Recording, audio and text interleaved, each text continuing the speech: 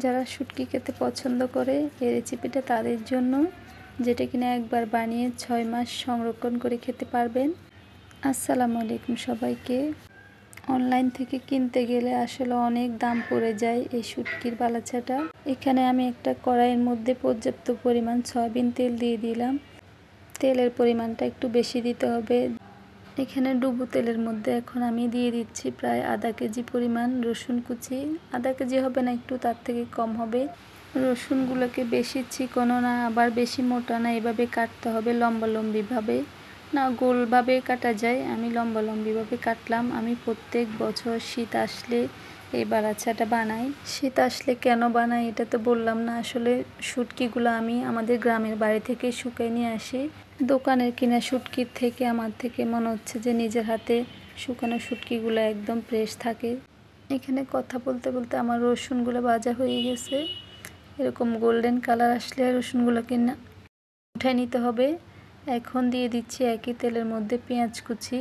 পেঁয়াজগুলোকে সবসময় আমরা যেভাবে পেঁয়াজের বেরেস্তা করি ওইভাবে কাটতেই হবে, বেশি মোটাও না চিকনও না, মিডিয়াম।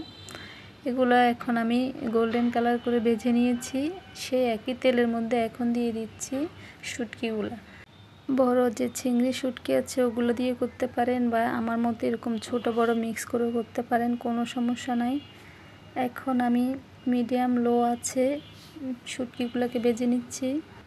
এই কাজটা একদম ধৈর্য সহকারে করতে হবে, তাড়াহুড়ো করা যাবে না। চুলার আঁচ একদম লো হিটে রেখে এটাকে অনেকক্ষণ যাবত ভাজতে হয়।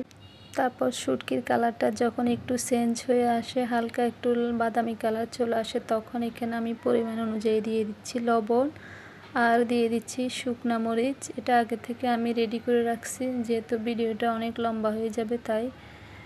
এখন আমি এগুলোকে মিক্স করে নিচ্ছি। আর এটার স্বাদ বাড়ানোর জন্য লাস্ট পর্যায়ে আমি একটা জিনিস অ্যাড করি, যেটার কারণে এই বালাচাটা খেতে অনেক ভালো লাগে। এখন দিয়ে দিচ্ছি ভেজে রাখা রসুন কুচিগুলো। এরপরে দিয়ে দিচ্ছি পেঁয়াজের যে বেরেস্তা ছিল ওইটা।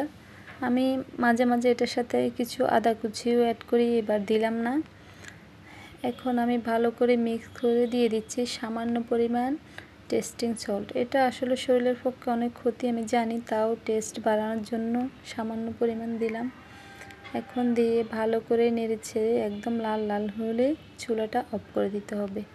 এই যে রেডি হয়ে গেছে আমার চিংড়ির শুটকির বালাচা। ভালো লাগলে পেজটাকে ফলো করে যাবেন। আসসালামু আলাইকুম, আল্লাহ হাফেজ।